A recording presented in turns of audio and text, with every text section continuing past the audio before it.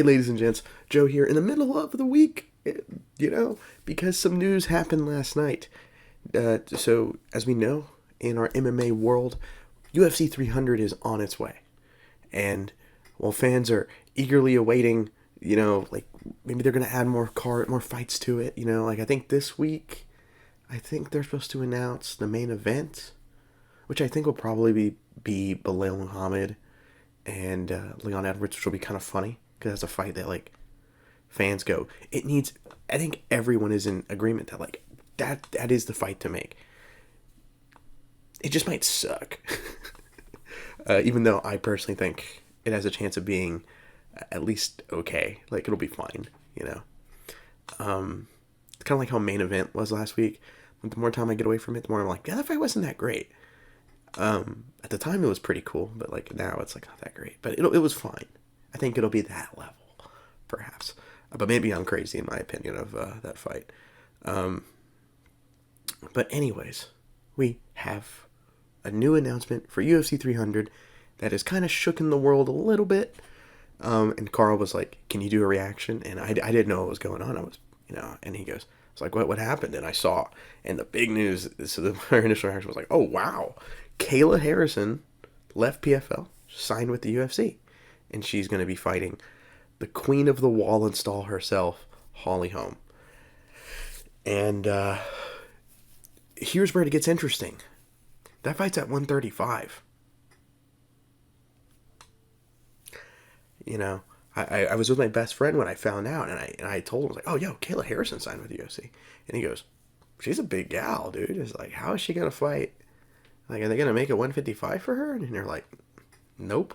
And he goes, oh, 145. I was like, no, 135 against Holly Holm. There is... Okay, so let's talk about the coolness of it. Kayla Harrison is a very good talent. She can be a little boring, but, hey, there's a reason people are hyped. People were really high on her.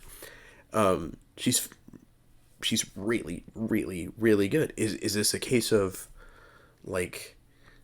could potentially be what Ben Askren was kind of supposed to be? Ben Askren, in my... kind of funny for me. Ben Askren, I thought, was going to walk in and just run through the division. She could... And that didn't happen. I was a Ben Askren fan. But Kayla Harrison potentially could, because 135, if she can make weight consistently and doesn't ruin her body doing it, because I know Cyborg talked about how painful and how much of a pain that was trying to do it, then if she's able to get by unscathed and is healthy at that weight, there's no such thing as really as a healthy weight cut, but as best as it can be, then maybe she could be, because she's going to be significantly bigger than everyone there, and one of the best grappling experts in the game, because she is a judo gold medalist, beating Ronda Rousey. She was much bigger than Ronda Rousey, but she also probably was just a little bit better technically as well, from what I understand. I didn't watch those Olympic trials or the Olympic matches. I haven't seen them. So there is some definite upside to this chick showing up. If she shows up and can make weight and can fight, dude, 135 just got a huge boon in star power. Something that is really cool, because this division right now is in a rebirth process. We have a new champion in Raquel Pennington. Woo! And then she's obviously going to fight cringy Juliana Pena next. So for me, I'm kind of thinking, then why don't we do, if Kayla Harrison wins, you can probably give her a title shot, and then that helps add, some name value. Oh, she's fighting the winner of Juliana and Rocky.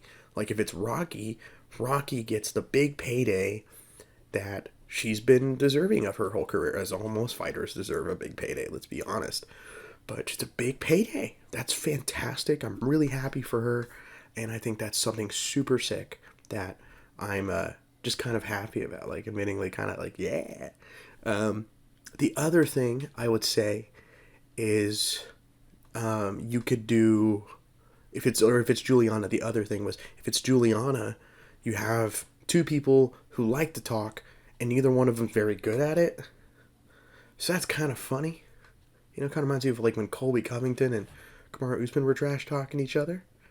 Neither one's that great of a trash talker. It's kind of funny, you know. Point and laugh, boys. Yeah, boys and girls, of course, because you know, don't want to sound sexist because we're laughing at bad trash talk or anything from a prospective women fight.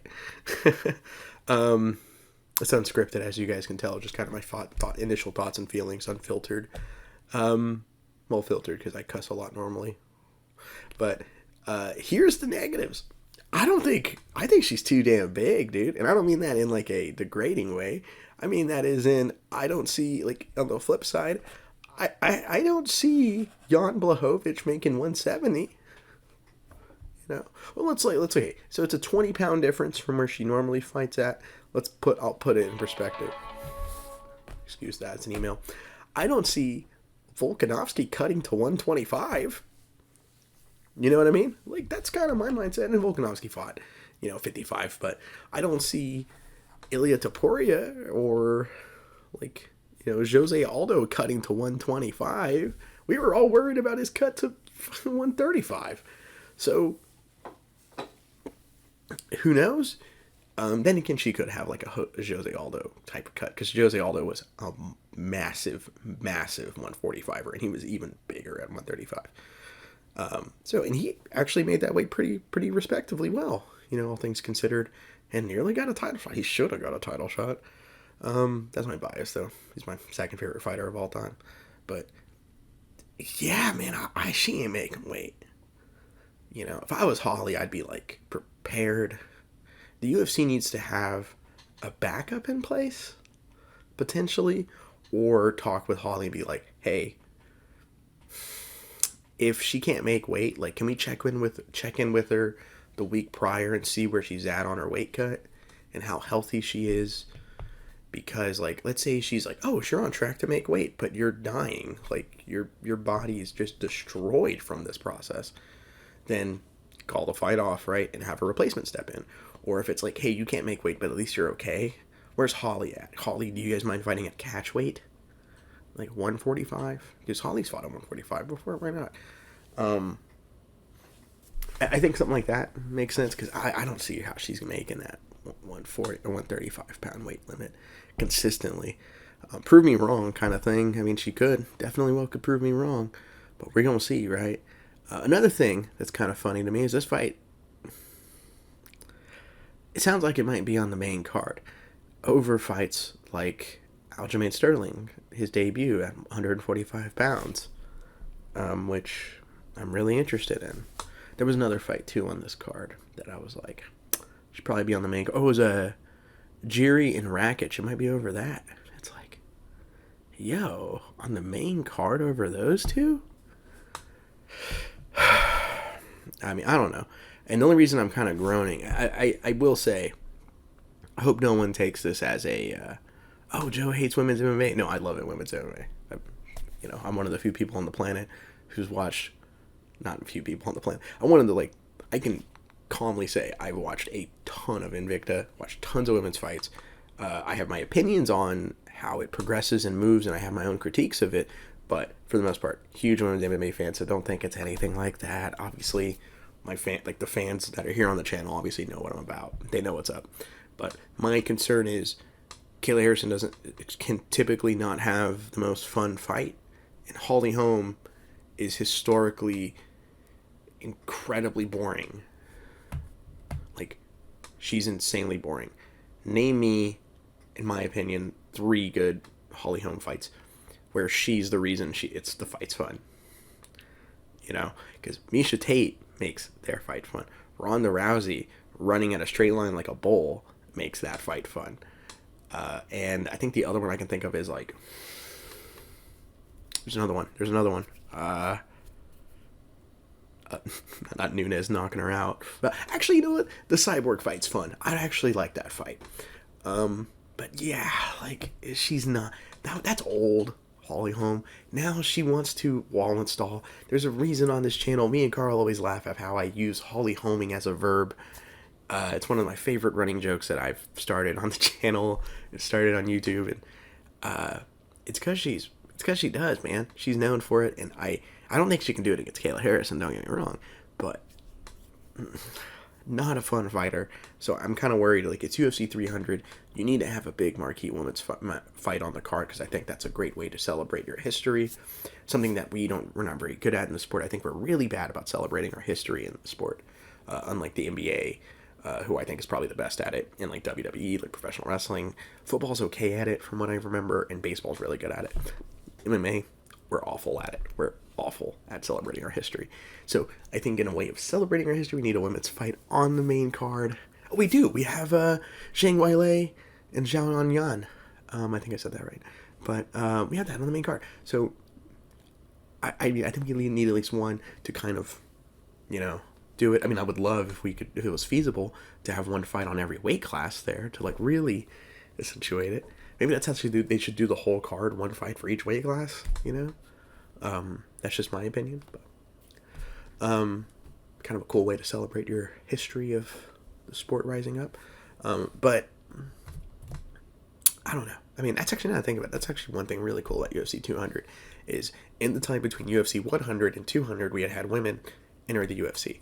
And UFC 200, in hindsight, is pretty cool having Nunes, Miesha Tate in the main event, because it's like we've added women in that time period. This is how we celebrate it. It's like, it's probably it was unintentional, because we all know it was supposed to be Connor and Nate 2 on that, and then Jones, DC 2, but those fights fell through. But in hindsight, they should take credit for that. They're really good at rewriting their own history. But that's all I have to say about it for the most part. I could keep going on and on and on about like technical intricacies and all this stuff like that, but my reaction, here it is. I think it's super cool. I'm worried. I'm optimistically worried, optimistically pessimistic, if that is such a thing. But of course, I'm always here. Be sure to check us out. And if you want to support us, you want to help us get more content out, please support us on the Patreon. As we're always working on like brand new stuff. And I'm working on retro reviews all week, so fingers crossed we can get those out as soon as we can. I'm Joe with the INC. Thank you so much for watching.